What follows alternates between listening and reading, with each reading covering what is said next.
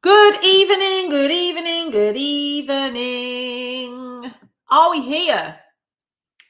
Are we here? Are we live? I don't know why I'm singing to you. It's got to that point in the week where we are delirious with joy. How are we all this evening, gang?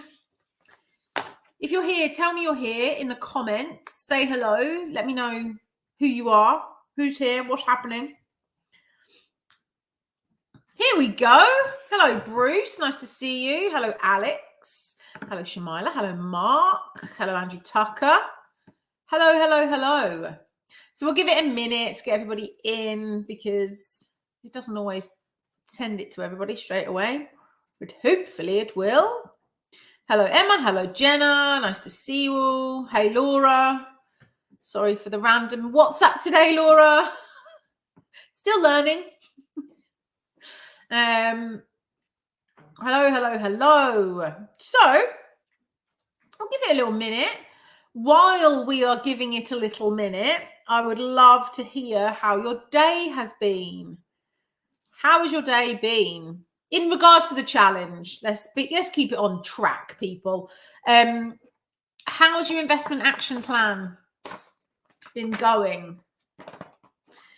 Have you finished it? Have you done the task? Have you not done the task? Are you still doing the task? Have you panicked and thought, I need help? Have you got a question for me? What has your day had within it? It's been good chatting to some of you on WhatsApp today. Well, it's been good chatting to all of you that I've chatted to, not just good chatting to some of you. All of you have been great to chat to today. Feeling sad it's the last day. Me too. I feel very sad. I feel very sad that I've hung out with all of you guys. And because we've tried this with WhatsApp this time and not done it in like a Facebook group, it's been really nice to have like one-on-one chats with you all, those of you who have messaged me, to really kind of dig into stuff and help you cement things and, you know, make stuff happen. And actually the feedback's been amazing. So one of the things I am going to do is I will message you in the not too distant future to ask you what your feedback is on the challenge, what your experience has been. Obviously, as a business, we rely very, very heavily on word of mouth, social proof and things like that. We don't generally use like advertising and stuff like that. We very much rely on you guys, your experience doing the promotion for us based on us showing up and doing a good job. So you'll get a WhatsApp from me saying, tell me what you think. Please do reply to that because one, it helps me to improve this and make sure the experience when we do it again is even better than it is this time. But also there'll be maybe some I'll screen grab and use as a bit of social proof as to why the money mechanics methods work and why people should read the book, come on the challenge, etc. So look out for that text. It will be at some point. I'm not sure when it's coming to you.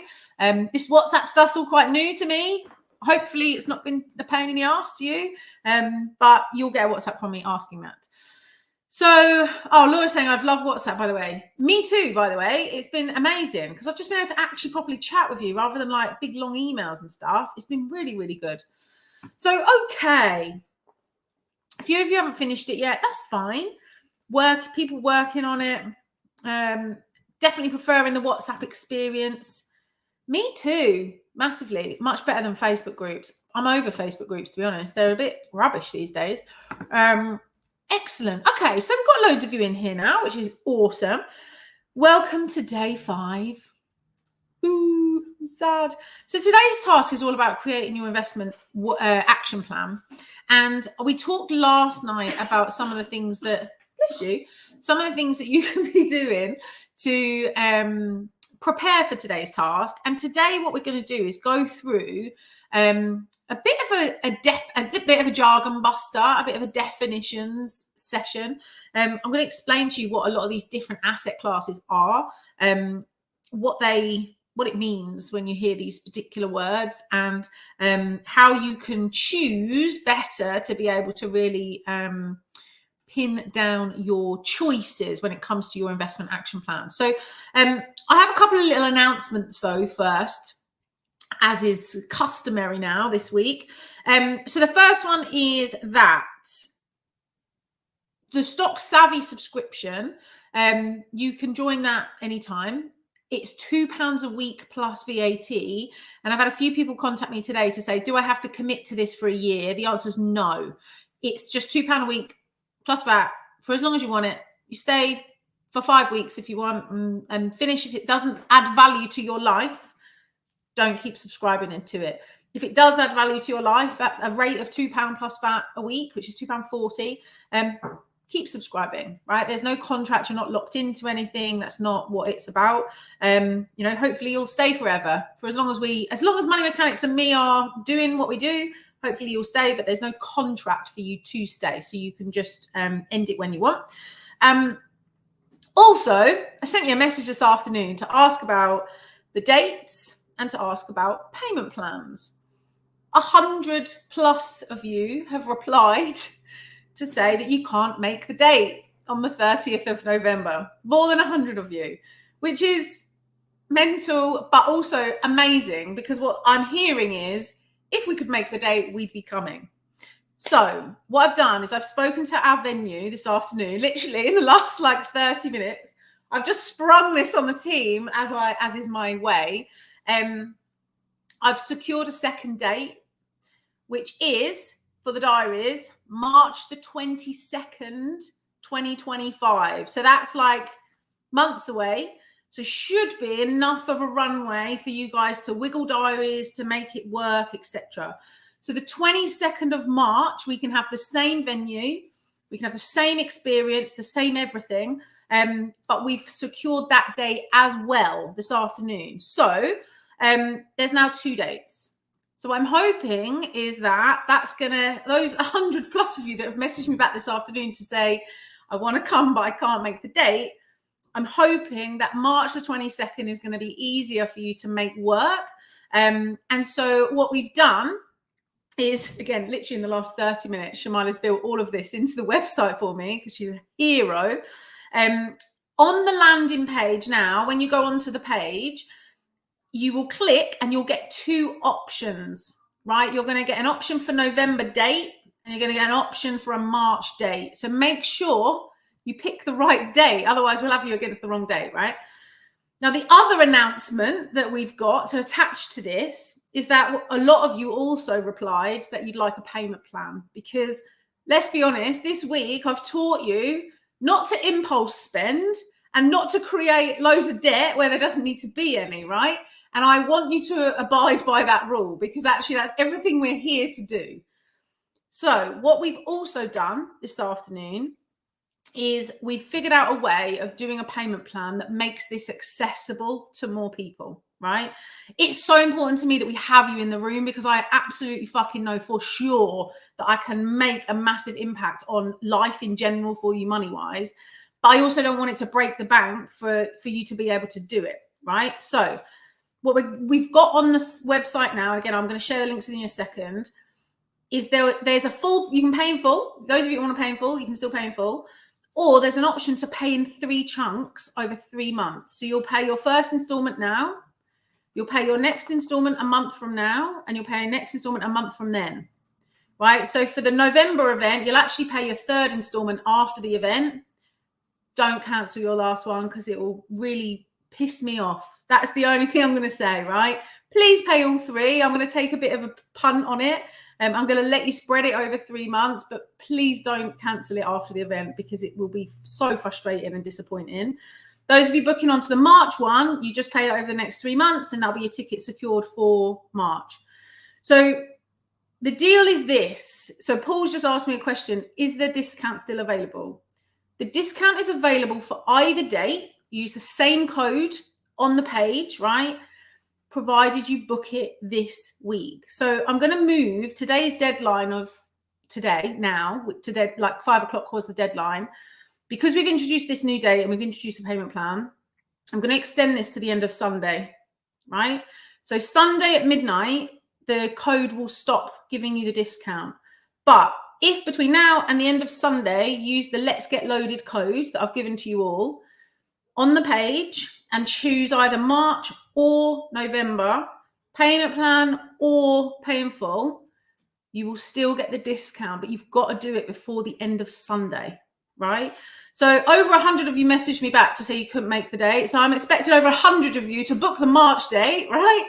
Those of you that have booked onto November, actually, we're still going to run the November event. There's still loads of you booked onto that, which is amazing.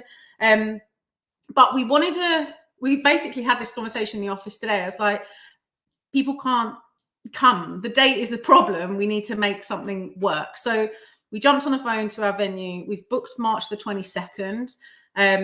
And that gives you time. It also gives you the ability to spread the cost should you want to. So all you need to do is book your ticket, use the code, but select the date that you want. Now, I'm just going to run it along here. So you've got it. The link's on there. The code's on there. Select what you want. If you've got any questions, obviously just WhatsApp me. If you're not sure or clear on any of what I've just said, just WhatsApp me back and I'll reply when we come off of the call. Okay. So, first of all, I want to say tonight, and I want to acknowledge the fucking hard work that's gone in this week from you guys. Like, I know that money is uncomfortable for some people. I remember how uncomfortable it was for me. And I want you to just take a moment to reflect and acknowledge the effort that you've put in this week. You know, for some of you, you fitted this in around work, you fitted this in around kids, you fitted in around all the things. Some of you have been poorly. Some of you have been catching up at midnight. Like, there's been all sorts of really cool stuff. Some of you have got me in your ears whilst you're driving home from work. You know, there's some of you have got me on replay in the morning while you've been walking the dog. There's been all sorts of stuff. And for me, it's been an incredible week. And I really, really hope that your experience this week has also been incredible. I hope that you can see just the progress that you're making, even if it's a little bit of progress. Progress is progress. Little tiny bits over little tiny bits will create big change. So just keep doing those little tiny bits. You know, I've had messages from some of you today that have said to me that you've found £120 a month in savings. That is a load of money. Some of you have moved, like you're been on the phone today and been like moving credit around into lower interest credit because you hadn't really known what your rates were. And you've moved from high debt to low debt, having cleared a bit on the way. Like, this stuff is incredible and it's so real and it's so tangible in the way it's going to change your world. And I'm so proud of you all. So massive little round of applause for all of you. And thank you for showing up and thank you for doing it, even though it feels a bit, right? So the next thing I want to say is that, you know, we're going to learn tonight about the different asset classes. It's important to understand, as I say all the time, when you invest, your capital is at risk. Nothing I'm saying to you tonight is investment advice. I'm not saying to you, go ahead and invest in X. What I want you to take away from this is that there are different types of things that you can invest in.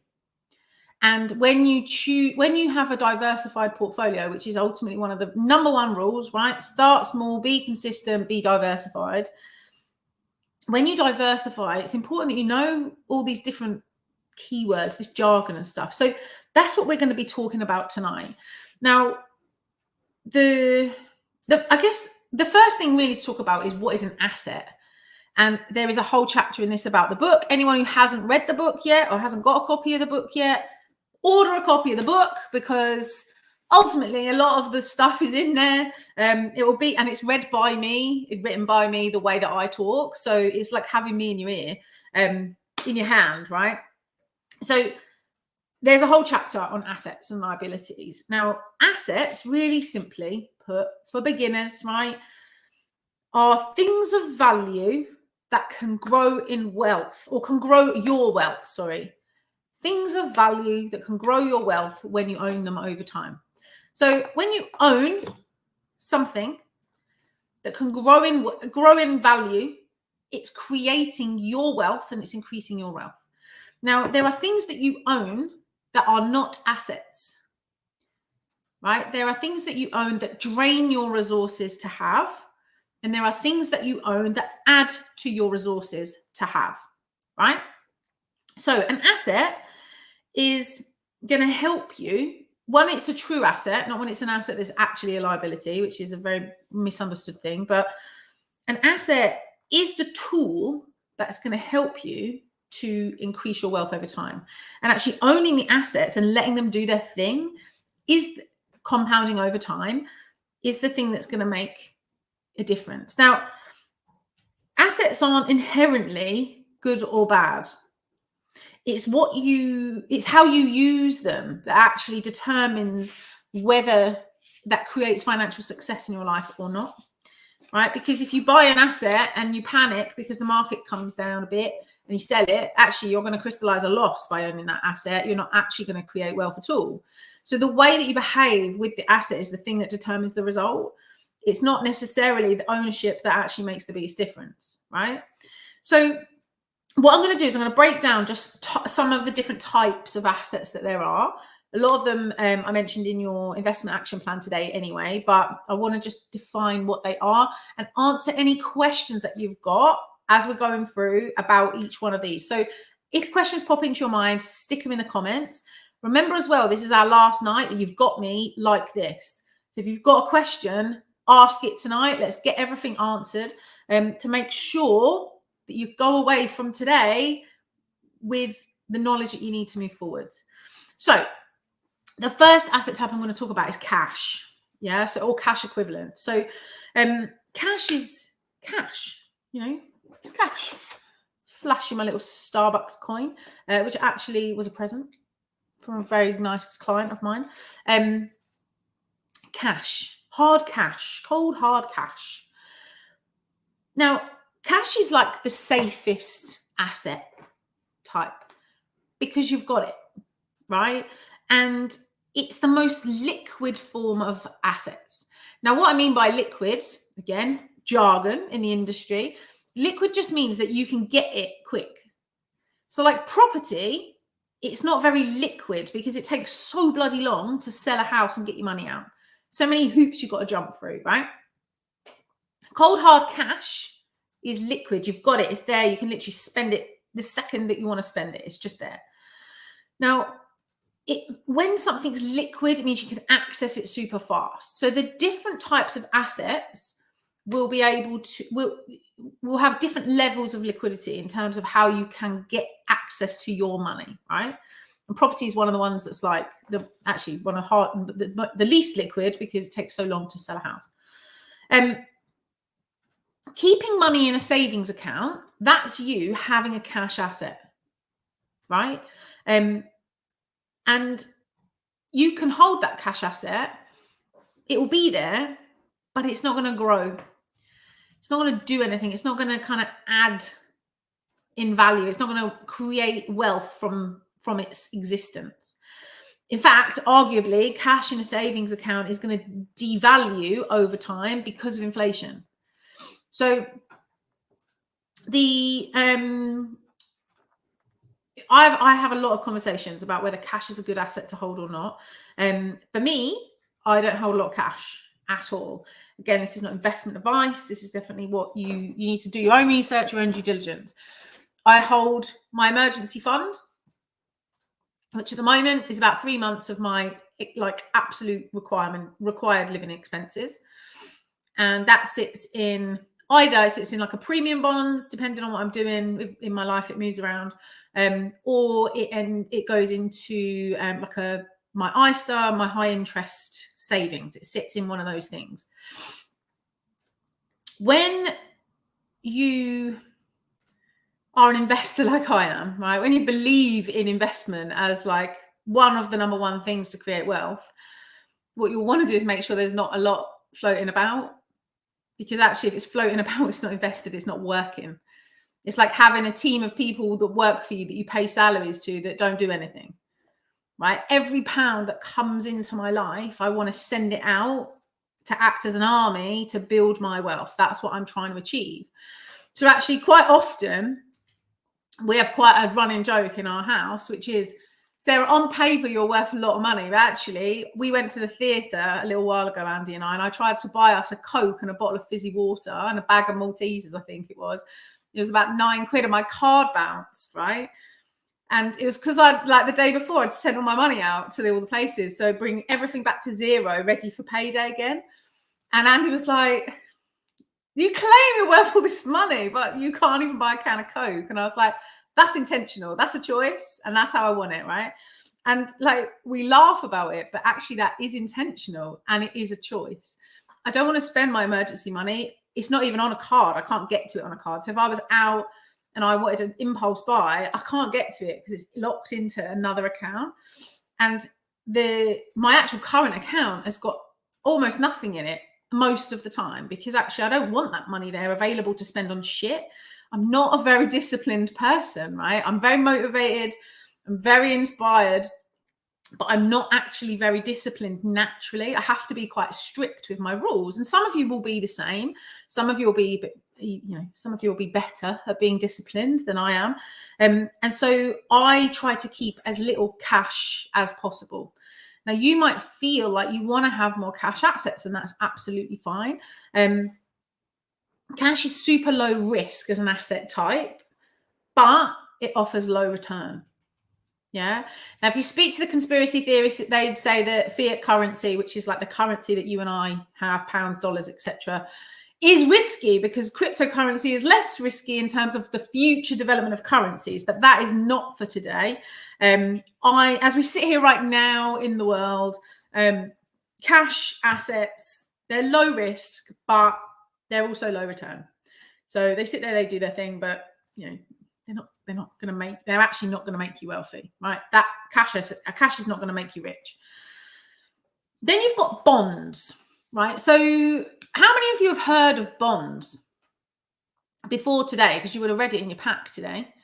But how many of you have actually heard of bonds? Is it an asset class that you know much about? Get my water. Have a little swig. Okay, cool. So quite a few have heard of it. Not everybody.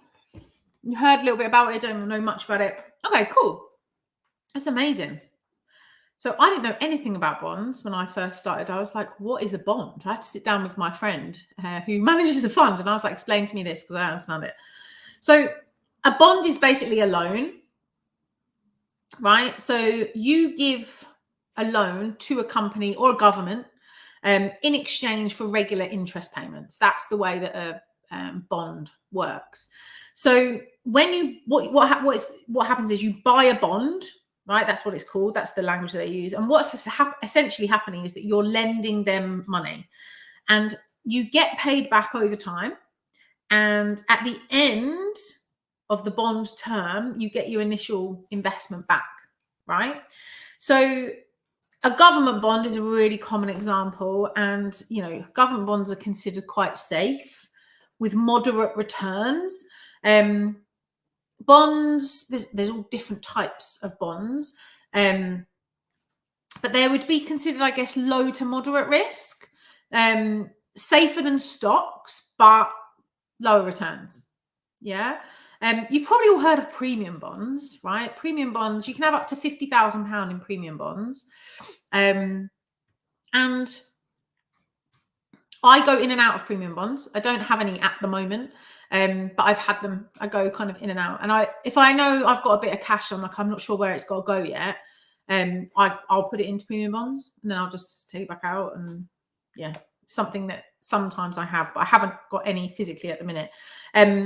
My niece and nephew, nieces and nephews plural, because there's 5 of them now. For birthdays and stuff, we buy premium bonds in their name for them for when they're older. We try really hard to not just spend money on shit for them, as is probably no secret or surprise to most of you. If you've got little people, putting money in investments for them is way more powerful than buying them a shit toy that's going to end up in the bin in the end anyway. So yeah, bonds are arguably safer than stocks, but with a lower return, right? Then you've got stocks or equities or shares, right? And the words are used interchangeably, especially in the UK. We use them very interchangeably. In America, they're a bit more clear on what is a stock and what is a share. But for us here, we use them interchangeably. When you own stocks, when you own shares, what that means is you own a share in a company. Okay. So when a company does well, your share value goes up. When a company does poorly, your share value comes down again. Now, in the book, I use the analogy of a single stem flower, single stem rose, let's say. When you buy a stock in a single company, you're buying one single flower. When you're going to talk about funds in a second, when you buy funds, you're buying a bouquet of flowers, right? So imagine, keep that kind of vision in your mind. So when you own a stock, when you buy a stock, what you're doing is you're buying a single stem flower, a single part of a single company. And if their company does well, you will get an asset increase, like a value increase in the ownership of that share. So you own, I'm going to use this as a demonstration of a share of Coca-Cola, right? All the shares in Coca-Cola are all millions of Starbucks coins. You own that one. Currently it's worth a tenner, right? Let's just say it's not. I think about £6.70 or so. I don't know. No, like £3 or something at the moment. Let's just say this share in Coca-Cola is worth £10, right? But Coca-Cola tomorrow launch an incredible new product that takes the world by storm, is like the prime drink of the Coca-Cola world. And then, so the next day, this coin is worth £30. Because they've done well, the value of this coin goes up, right? Or the opposite, this is currently worth £10, but their CEO gets drunk and tweets something that's like, I don't know, racist and homophobic, right? Fucking hell. The world will be cancelling Coca-Cola. This share is now worth £3. They're performing badly. The value of your asset that you own goes down, right? So shares, when you own a single flower, you own a single share, you're really highly impacted by the performance of that company, by that management team, by the people that are running it. So they're slightly higher risk than a bond would be, but they have potential for higher returns than a bond or cash would have, right? But if you imagine you bought shares in a tech company like Apple. You know, Apple bring out a new product. Apple just bought out this joint venture with Ray-Ban, which is, did Apple bring this out? No, these are Meta, aren't they? Yeah. I'm lying to you. I didn't mean to lie, but I did. So let's say you bought a tech stock in Facebook, Meta actually is what it's called. They've just done a JV with Ray-Ban. These glasses are camera glasses, right? So there's a little camera here. They're Ray-Ban shades. So when I go outside in the sun, they go dark, but I can take photos and I can film using my glasses, right? Those sorts of announcements, that will pump the price because people are like, oh, that's exciting. That, you know, they're probably going to make more money. They're going to do this. There's a positive impact. So actually the price of the share goes up. Whereas when they do stupid things, which companies' leadership do a lot, then they tank, right? So higher risk, but potentially higher returns. Now that then leads into index funds and ETFs. So an ETF is an exchange traded fund and an index fund is an index fund. Now these are like baskets of stocks. Yeah. So single stem flower, single stem. A fund is like a bouquet of flowers. So imagine you've got a big bouquet of flowers. There's 100 different stems in it, or 500 different stems in it, big flowers. And this bouquet of flowers, or this basket of stocks, tracks a specific part of the market, right? So I've used the example all week, the S&P 500, and I use that example because I invest in it heavily. That's not investment advice. Do your own due diligence. The FTSE 100 is another one. There's the All World Dividend Fund I invest in. There's lots of different funds that I invest in. Now, when you invest in a fund, you are actually buying a small share, a smaller share than if you bought a share, a small share in every single company that's in that basket of stocks, right? So the S&P 500, the official name is the Standard & Poor's 500, and it's the basket of the top 500 biggest companies in America. So it's got your Alphabet, which owns Google. It's got Meta, which owns Facebook and WhatsApp and Instagram. It's got Apple. It's got all of these big brand companies that you would know and recognize, right? So what that basket of stocks is doing, what that fund is doing, when you buy a share in that fund, you're actually buying a share that tracks all 500 of those companies. So your bouquet of flowers, if you imagine, if one single rose dies, there's still 499 other roses that can impress. And that's basically the difference between a stock and a share and a fund. So a fund is usually tracking the stock market. It's usually tracking a market segment of the market. But when you buy into a fund, it's tracking a group, a basket, a bouquet of flowers. Does that make sense? Am I being clear? Does everyone understand the difference? It's quite important that you understand the difference between those two specifically. So investing in the S&P 500 means you own a little bit of all 500 companies instead of just a tiny bit of one, right? Now, it's less risky to invest in a fund than single shares, because when you own a small part of 500 things versus a bigger part of one thing, if the market moves, if something happens, if the CEO tweets a load of bullshit on the internet, in this case, the company could completely tank. Oh, I've just done my 10,000 step goal. That's interesting. I clearly wave my arms around a lot today. If that business, they do something, that business flops.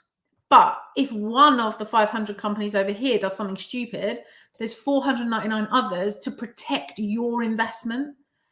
The volatility is, the impact in the volatility is way less substantial when it comes to protecting your money, right?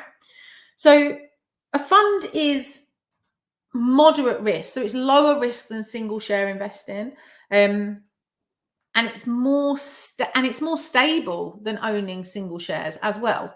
So, I've talked all week about, and I've messaged lots of you about this. The question's been like, where do you start as a beginner?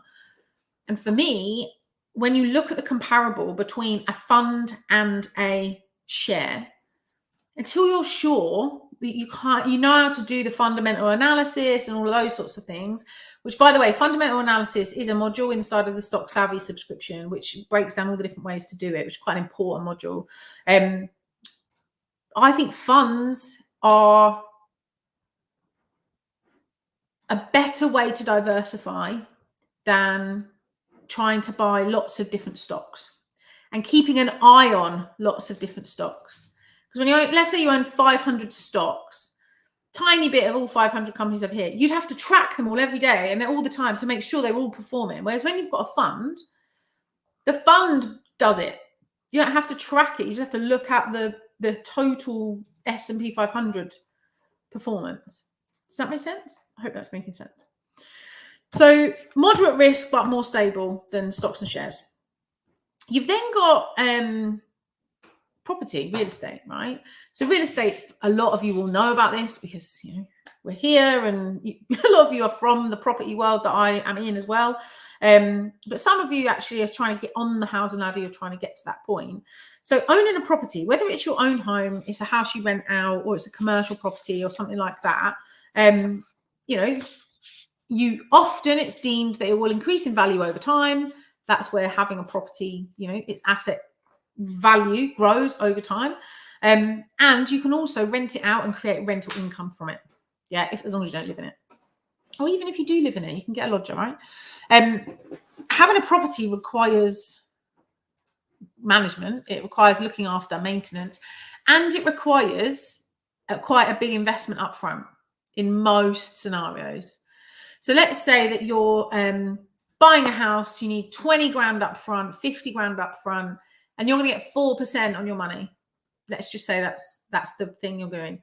Okay, owning that building could generate you a rental income to give you that 4%. It could go up in value over time, but you have to compare, as part of a diversified portfolio, whether the risk associated with managing, maintaining, having tenants and all the things that go with it is more or less risk than taking that same 20 grand and putting it into something like the S&P 500, the FTSE 100. Again, this is not investment advice. This is just educational, where you can return 8%, 7, 8%, 7, 8, 9, 10%, depending on the year. You have to decide what's right for you, right? It might be that you want to diversify and have both. For years and years and years, property has been flagged as the best investment that there is. But that's when interest rates were through the floor. It's not the same anymore, right? It's when tenant legislation was very different to what it is now. It's when tax was very different to what it is now. So I know a lot of us as a country, we are obsessed with buying houses. We want to have houses. But I had a conversation with a client this week, and I had a conversation with a client about 6 weeks ago, same topic. And we looked at actually the amount of money they've got in their portfolio, their equity, right? Which was, almost £1 million in both cases, returning, because of all the changes and everything, about 3 to 4% a year. If they sold everything and they took that £1 million out and they put it into the markets, diversified, followed all the rules we talk about, right? Start small, diversify, be consistent, all the things, would probably average around 8%. It's important to understand the difference in these asset classes, because property is great. I have property. I will probably continue to have property for the rest of my life. It is a great part of a diversified portfolio. But should it be the only thing we invest in? So that's open for discussion, right? That's something that you guys have to determine for yourselves. It requires management. It requires effort. It requires money. Like, I've had a call from our letting agent today. We've got 2 houses in Scotland. Tenants have just moved in, and there's like £300 worth of bits that need doing. I've just spent like nearly 10 grand on renovating it. There's bits. Okay, fine. We'll get those done. And I've got another house, the boiler's broken. 350 quid plus VAT to put a new fan in. And a new fan and casing, I can't remember it is. And I think to myself, okay, well, each of them are worth about 100 grand, these 2 houses. There's no mortgages on them. So I've got £200,000 of equity. Am I getting a good enough return compared to if I took that same £200,000 and I put it into the S&P 500? Right? And this, as property investors, is something we at the moment have to really consider. If actually what we want to do is build our wealth in the best way with the path of least resistance, right? It's definitely a consideration. And actually, it's part of the reason why a lot of landlords are now exiting the market. I mean, tax is definitely there, legislation, all the things, but it's actually because there's other ways you can invest that are more attractive. I think property will always form a great layer of a diversified portfolio, but you have to really think about, is it the best place for your money to go, right? Before you make big decisions. Properties, I guess I'd say it's moderate to low risk based on market conditions, but market conditions, tax, government decisions, tenant legislation, all these things could move that risk profile of that asset class quite easily. And then you've got alternative investments, right? So alternative investments. This is like, we talked on, I think it was Monday and Tuesday, about the garden of growth. Alternative investments is like your exotic plants. So this is you trying to like grow pineapples in Northampton. Yeah, I couldn't think of any more exotic plant. I'm sure there's much more exotic plants, but I just can't think of them. This is your cryptocurrency, your art, your whiskey, your, the things that are not the standard things. This is what is called alternative investments. Now, it's outside of traditional stocks. It's outside of traditional bonds. They are speculative investments, right? They're speculative assets. And what that means is that we don't really know. There's no real track record or historic track record for these things to be able to look and make an educated guess. Like with the stock market, whilst we have no crystal ball, none of us, like the property market, we have no crystal ball. We can look at the trends that have been created over the last 30, 50, 100 years, and we can roughly see what the markets do. And we're in a cyclical market, right? So we have a recession, then we have a boom, then we have a recession, then we have a boom. You have to have a recession to be able to have a boom. You have to have good to have bad, light and dark, right? So with traditional investment assets, we've got this historic track record data that tells us, you know, what we can expect. We obviously have bumps in the road like COVID, like no one was expecting that. And no one could have foreseen, I'm not sure what the right word is there, how that was going to impact us. It did, we know that, but we didn't really know how it would. And, you know, 2008 financial crisis, we couldn't really have, well, some people predicted it, but Joe Blogg's public couldn't have predicted that, right? So alternative investments, we don't have that same historic track record to look back and see. So actually it's very speculative. So it's not very predictable. It's very volatile. Things move around all over the time. Now, a few of you have actually WhatsApped me today to say, I never thought that whiskey would be considered an asset. I'm going to get my collection priced up. Amazing. Like Andy, my husband's father-in-law, he's got, I think it's a Game of Thrones whiskey set or something. It's like doubled in price. More than doubled in price. Like he's very much a whiskey collector. They've got barrels and like first bottlings, and I went to a whiskey festival last year and I learned a few things, but not many. I now am a whiskey investor. I own investment whiskey, but only because I was told to by my father-in-law. That's literally it. I don't know anything about it. But I have got 4 bottles of investment whiskey that sit on my shelf, and one day maybe I'll put them in an auction. They're speculative, right? They're high risk. You know, maybe it'll double in price. Great. Maybe it'll quadruple in price. But, you know, can I rely on that for a future? No. Can I really think that, well, my pension's going to be there? No. I could drop the bottle of whiskey. I could drink it, you know, maybe I accidentally open it. It's very speculative. So alternative investments, whilst they can perform incredibly well, you have to understand that they are not they're not the foundational cornerstones of our portfolio. They become the fun stuff, the stuff that sits when you've got everything else covered, right? So, you know, I have Bitcoin. I do. I have got other coins as well. I own NFTs. In fact, my NFTs are on the wall. I printed them. They're on the wall. Even though the value is not necessarily there. The value is in the digital space. I bought them because I wanted to understand what they were and how it worked and that sort of stuff. My 2 NFTs, one's worth the same that it was when I bought it. The other's worth slightly more. And I've bought and sold a few and made a little bit of money. Speculative. This is not something we rely on as a, you know, as a strategy. This is bits of fun that we have around the other bits that we're doing, right? So really the key to remember when you're looking at creating your investment action plan, it's a reminder really of these rules that I've talked about all week. We start small and we diversify. And diversification matters so much because when we spread our money across different zones, different asset classes, what it does is it reduces the risk of us investing completely. It never removes the risk completely, but it allows us to mitigate against the downside, because downsides will happen. There's no getting away from that. And, you know, I talk about it a lot in the book, and I talked about it this week. I have lost money through investment. I'm absolutely not going to sit here and say it's all rosy and fun. I've lost money. I put money into a fund. I was at Starbucks. I did it. I clicked the buttons. I did it all. I shut my laptop.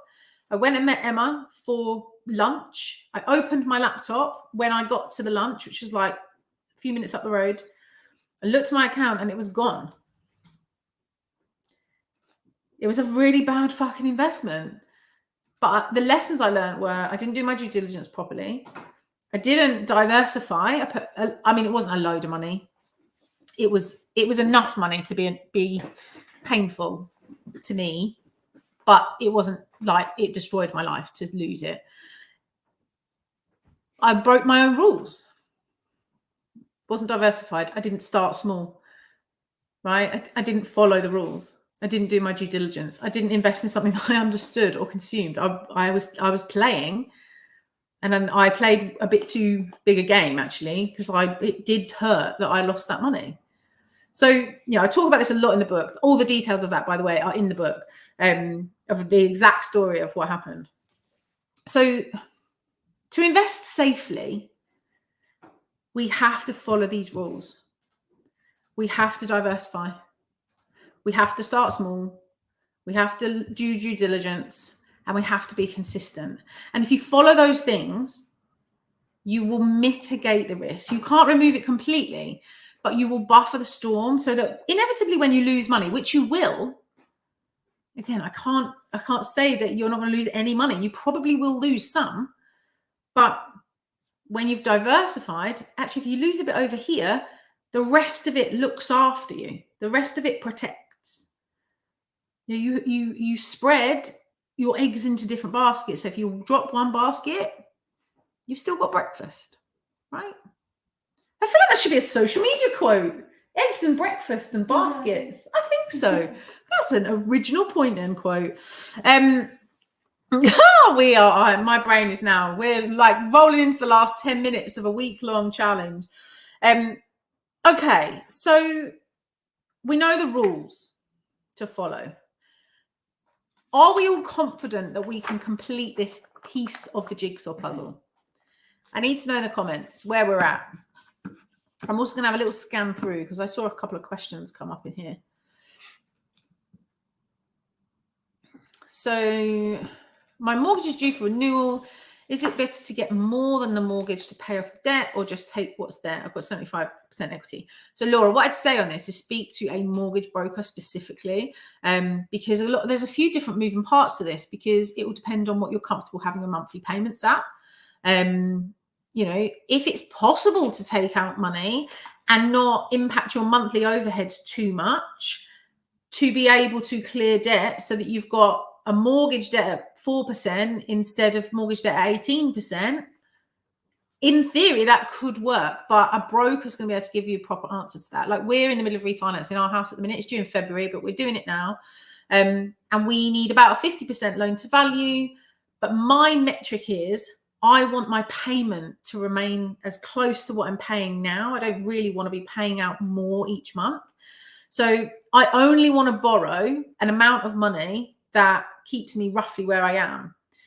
So whilst I could absolutely gear it up to like 70, 80% probably, and I could probably take a big chunk of cash out, for me right now, where I'm at in my life, that's not important. What's important to me is making sure I can fit everything in. I don't want my amount to move. So we're going to borrow what keeps our monthly amount at the same-ish. It's going to go up a bit, but at the same-ish price, rather than trying to gear. So you have to look at both sides of it. As long as, if taking extra out allows you to clear your debt and that swings your money by, let's say you're paying £500 a month towards debt, well, you get that £500 a month back, right? Then it makes sense to do it. But if it doesn't, then you have to look at both sides to hopefully that makes sense. I feel like I've babbled a bit there, but hopefully that's clear. Let's have a look. What else have we got?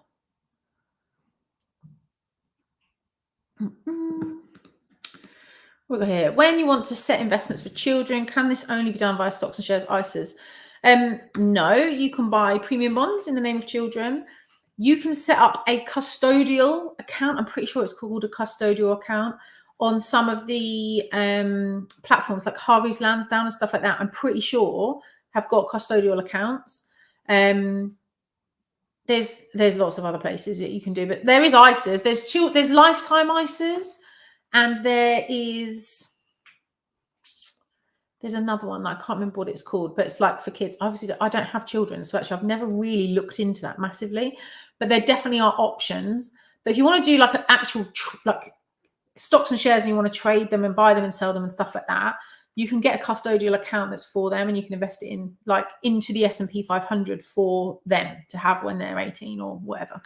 I know a lot of people that do that, but put it into trust and say they can have it like when they're 25, so they don't get it, they don't like expect it at 18. So yeah, there's a few things that you can do, Mark. I can try and find out a little bit more about that. I'm trying to think who I could ask, but I'm sure we could find that out for sure. Is it easy to buy American ETFs on most platforms, or do you just have to see who has them where? Yeah, Emma. So not all platforms have all the availability for all of the stock markets, right? So different stock markets, you've got the like New York Stock Exchange, the London Stock Exchange, there's all the Shanghai, etc.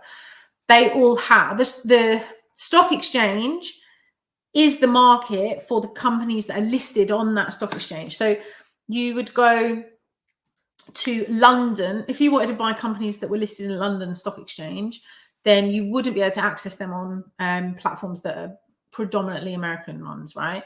And vice versa. But generally speaking, most of the platforms now have got access to all the stock exchanges, but not always all of the ETFs. So I think sometimes you just have to do a bit of search and see who's got what, so that you can pick the ones that you want. Just got to finish day 4 today, got my free trade account and buying this weekend. Happy days. Well done. Buying something on free trade this weekend. Listen, if you guys are out there buying stuff this weekend, can you please WhatsApp me to tell me? Because I'll be so fucking excited. Be so cool. It'll be so, so cool. Okay. Is there any other questions at all that I can answer? What, 9 minutes? 9 wonderful minutes together. Again, I don't know why I'm singing to you. Sorry about that. Okay, so while I'm just waiting if there's any other questions to come in, I'm more than happy to answer any. 2 little reminders. 1, the Stock Savvy subscription is available. It's £2 a week. There is no contract. That is so that you understand what Stock Savvy actually is. It is a subscription, and it is in-depth trainings about specific parts of what we're talking about. So there is a whole training on fundamental analysis. There's a training on setting up a brokerage account. And it's basically been done, all the different components. There's about 52 different components at the moment. We will add to them over time. And it's just easy to understand market stuff that you need to know.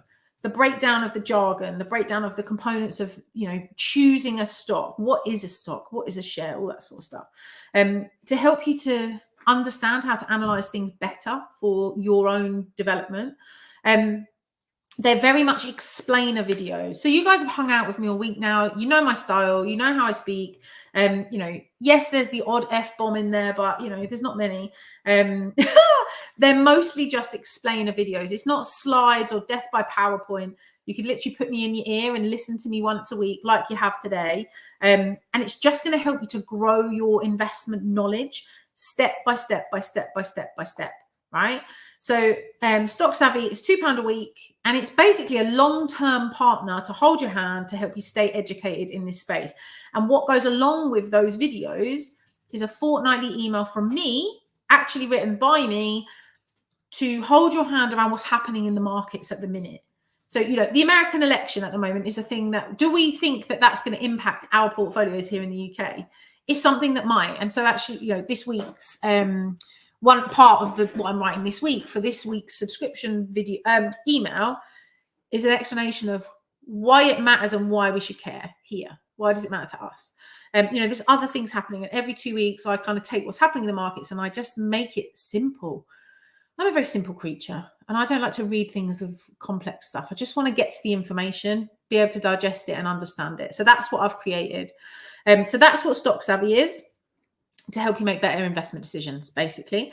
And then we've got Money Mechanics Live, which is the live event that is going to be happening either, my voice holds out, either the 30th of November or the 22nd of March, right? We've got that second date. So those of you that WhatsApp me back saying you couldn't make the date, WhatsApp me now to say I'm in March so that I know you're coming, because that'll make me super happy. The link is on the screen. It's been going along. And if you use that Let's Get Loaded code, the ticket will be £295. And you can either pay in 3 installments of £98.34 over 3 months, or you can pay in one chunk. There's no difference in price. It is what it is. I just want to make it accessible for as many people as I can, right? I'm not going to hold you over a barrel and make you pay more because you're spreading it. Let's just make it easy. The other thing I think I've not done a great job of explaining, because I forgot to, but I've put it in your messages, is that anyone that buys a ticket can bring an under 18 person free. This event is about impact. This event is about having as many people in that room as we can to help you understand these things that we're going to be talking about. So if you've got a teenager or a niece or a nephew or a friend's child, or ask if you can borrow them first. But if you want to bring them, as long as they're under 18, they can attend for free, right? All you have to do is buy your ticket, email the office saying, you know, I've bought my ticket for March. I want to bring an under 18. This is their name. Now, obviously, we're happy to communicate with the under 18 directly if you give us their email address and number, but I appreciate that actually you might just want communication to go through you, in which case we don't need their name and email address, their number and email address, but you need to tell us their name so that we can get them on and attach them to your ticket. So if you want to bring an under 18, all you got to do is buy your ticket and email the office and let me know, or WhatsApp me back and let me know, and we'll make it happen. I literally just need a name and we'll attach it to your ticket. There's no catch, no, you know, you can just bring them. One of the things I also want you to understand is that my events are not like manipulative sales events. They're not. Anyone that's been to any of my events in the past, we don't do like hard sell, you know, we just don't. So you're not going to bring under 18-year-olds into an environment that's going to be toxic. You're going to bring them into a place where we are going to educate them, motivate them, inspire them to take action and to want to do what we're talking about here so that they can change their future. So it would be amazing to have as many of you there as possible. I'm so excited about it. It's just going to be cool. And we've got the 2 dates now as well, which is even cooler. So yeah, I hope as many of you are going to come as possible. If you're still not sure how to book it, WhatsApp me. If you've got any questions, WhatsApp me. If you need the link for my Monzo, WhatsApp me. If you need the link for our free trade, WhatsApp me. If you need the link for my crypto.com account introduction, WhatsApp me. Like whatever you need, just WhatsApp me. It's me on the other end, right? It's there. So it won't be instant responses because I will reply when I'm in front of my computer. Yeah, it's going to be amazing. Any other questions? Hold on, let me also say, I appreciate the discount already for the March event, but is there any for bringing your partner or spouse? If you don't ask, you don't get. Paul, no. Officially, all adults will need to pay the $295. Obviously, it should be $650 each. So with the discount, it takes it right down anyway. We have to do it like that because that's how we're going to cover the cost of the under 18s. Hope you understand. Adults will pay full, and that'll allow us to be able to open it up to the under 18s at £0. So we're kind of striking the balance. Good question. Thank you for understanding the answer. I appreciate that a lot. So any other questions at all? Any other questions? This is your final call. And then it's Friday and we're done. That means that it's the end of the week. You guys are going to be working all weekends on your investment plans. I'm going to be packing for Ibiza. Woohoo! Because I'm going on Tuesday. For those of you that are brand new to me and have never seen me speak or anything before, every year we run a business retreat in Ibiza. So if anyone's interested in that, WhatsApp me. We'll be doing it next year. Yes, the March event will be at the same place. We've secured the same venue. So it will still be in Milton Keynes. It will be exactly the same place. Yes, it will be. Any other questions? Paul, I'll see you in Ibiza. Happy days. If there's anything else I can help any of you with, if you want to bring an under 18, WhatsApp me. Literally just, I'll send you a button. You can click it or you can just reply, I want to bring an under 18. Tell me how to do it and we'll make it happen. There will be parking included in your ticket. There's a coffee shop on site, so you'll be able to grab coffees and snacks and breakfast and all of that sort of stuff. And lastly, I just want to finish off by encouraging, well, there's 2 things actually. I need to tell you who the social media winner is. Let's do that first. So we ran a social media competition this week, and the winner is going to win 60 days of email mentoring with me, which basically means you can email me for 60 days, any questions about any of this stuff that we've learned, and I will respond. Obviously, I'm going to be in Ibiza for the next 30 days. So emails, I'll be checking my emails like once a day. So you won't get immediate responses, but you'll get responses. But also to the winner, you've got my WhatsApp number anyway, so you can totally WhatsApp me. The winner of tonight's social media competition, and thank you very much for your very kind feedback and experience sharing, is Mr. David Kirby. So thank you very much to you. It's been a pleasure hanging out with you this week. We will, as a team, get you an email on Monday to pin down, like, you just need to email me or WhatsApp me, but we'll give you my email address so you've got it, my personal one, so you'll be able to contact me and talk to me. And the last thing I want to tell you is I really, really hope that you feel inspired to carry on what we've started this week, right? We've covered a lot of ground this week. We've dug into a lot of things. Some of them have been a bit icky. Some of you haven't quite got there to the end yet, and that's absolutely fine. You've got the resources, right? You've got all the links in your WhatsApp still, so you can click those links and download those resources. Those pages will stay live probably for a couple of days. So if you've not downloaded the resources yet, go in and do them. On Monday, those pages will change. So go in and do them as soon as you can. The lives, these videos here, these are on my YouTube channel. So if you want to watch them again, just go to my YouTube channel and find them. They're done day 1, day 2, day 3, day 4, day 5, and they're going to stay up there, right? So if you need to catch up on anything, go and do it. But also, you've got my WhatsApp, right? I'll be honest, I don't sit in front of WhatsApp all day, every day. I have done this week because we've been doing this. But if you have got questions, or you need a link to something, Monzo, Free Trade, Stock Savvy, whatever it is, you can absolutely just WhatsApp me. It comes through to me. This week, it's been me. When it's not just me, the team are sometimes on it as well, but one of us will be able to answer your questions. I really hope to see as many of you on the Stock Savvy subscription as possible, because that's really quite a game changer in terms of keeping you up to date with the current market and what's happening like right now. And hopefully we'll see loads of you in either November or March for the Money Mechanics Live, the first live event that we've done in a very long time. I'm very excited to see you there. So yeah, thank you for that. Is there any other questions before we finish off? Can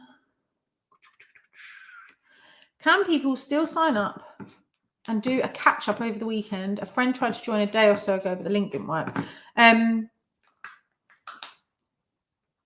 Well, the red link won't work now, will it? They won't get the automations. No, the automations won't work. So, Julie, the best thing to do for this is if you email Learn with your friend's email address and phone number and name, then we can make sure that we've got their details. But then also what you can do is in your WhatsApp, you've got the links. If you forward those links to her, she'll be able to land on that page and get those resources. But if you can send us her details so that we know who it is, then we can support where needed if they need any help. So hopefully that answers that question. If that wasn't clear, just WhatsApp me and I'll figure it out with you. And yes, the podcast. I nearly fucking forgot. Listen, the podcast is going live on Tuesday. I've actually got a podcast live on the internet scheduled to go up on Tuesday morning at 5 a.m. I'm not really sure if I've done it right or not, because we're just trying to wing it and figure it out ourselves here. We thought we would just do it ourselves. But episodes 1 and 2 should be up on Tuesday morning at 5 a.m. So on your way to work next week, have a little listen. Please drop me a 5-star review on Tuesday, because what that does is it tells the podcast platforms that what we're doing here is great, and it then shares it with other people and all of those things. So please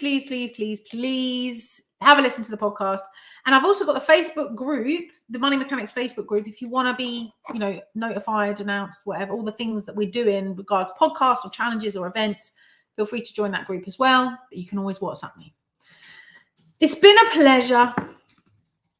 I feel a bit sad that the week is over, but it's been lovely. There's been so many new faces in here. It's been an absolute honor to be able to share everything with you this week. You've made my little dream of doing this challenge come true. So thank you for that. I hope you're celebrating tonight with something fizzy. Obviously non-alcoholic drinks are available for those that don't drink, but I hope you're celebrating in some way to just reward yourself for the progress that you've made this week. You've been amazing. I've loved it. Thank you. See you later.